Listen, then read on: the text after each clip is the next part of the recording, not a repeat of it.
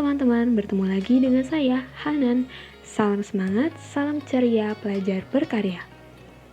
Di video ini, saya akan melanjutkan sharing buku dengan judul Learning in Real Time pada bab 5, yaitu Facilitating Learning in Real Time. Instruktur memahami bahwa mereka perlu mengevaluasi pendekatan pribadi mereka untuk mengajar dalam dunia online sinkronus. Beberapa strategi praktis untuk memfasilitasi pembelajaran online secara langsung, secara interaktif dan efektif, yaitu 1. Jadilah host yang baik. Salah satu prinsip paling dasar dari memfasilitasi pembelajaran online secara langsung yang baik adalah menjadi tuan rumah yang baik, sebagaimana tuan rumah menyiapkan yang terbaik untuk tamu. Hal ini dapat dilakukan dengan mempersiapkan kedatangan tamu, dengan memulai tepat waktu dan fokus, kemudian menyambut dengan hangat.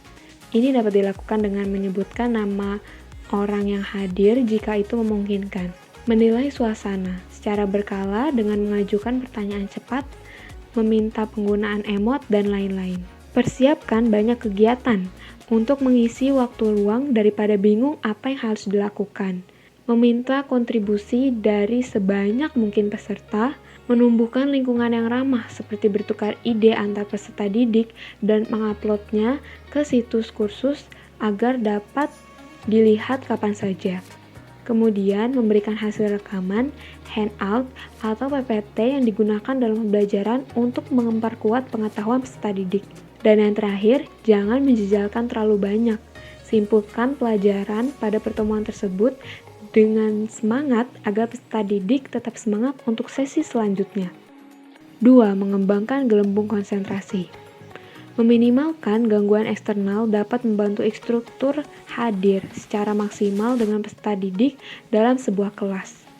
Ajak peserta didik untuk mengidentifikasi potensi gangguan di sekitarnya, misal menutup aplikasi yang tidak dibutuhkan, mematikan dering telepon, menutup pintu kantor. Hal ini dapat membangun rasa kebersamaan di antara semua yang hadir. 3. Be a ringmaster. Di tangan pemimpin sirkus, sebuah sirkus cukup terorganisir. Guru harus memberikan pengalaman yang merangsang dan interaktif dengan melibatkan indera. Beberapa cara memfasilitasi lingkungan belajar online yaitu dengan menentukan dan mempertahankan fokus. Memfokuskan peserta didik pada aktivitas yang ada dengan menyatakan apa yang harus dilakukan mereka pada waktu tertentu. Menetapkan aturan dasar. Alat yang berbeda dialokasikan untuk tujuan pembelajaran yang berbeda. Misal, saat siswa mengamati debat online, instruktur dapat mengarahkan siswa untuk menggunakan chat box untuk memberikan umpan balik. Menggunakan sarana teknis untuk memfokuskan perhatian dapat dilakukan dengan mematikan sementara kemampuan untuk mengirim pesan publik, membisukan audio, yang akhirnya hanya ada satu tempat untuk fokus. Kelola pertunjukan penonton. Contohnya, obrolan teks yang sedang berlangsung saat pembicara sedang berbicara harus dikelola secara eksplisit atau dibatasi oleh fasilitator tergantung situasinya.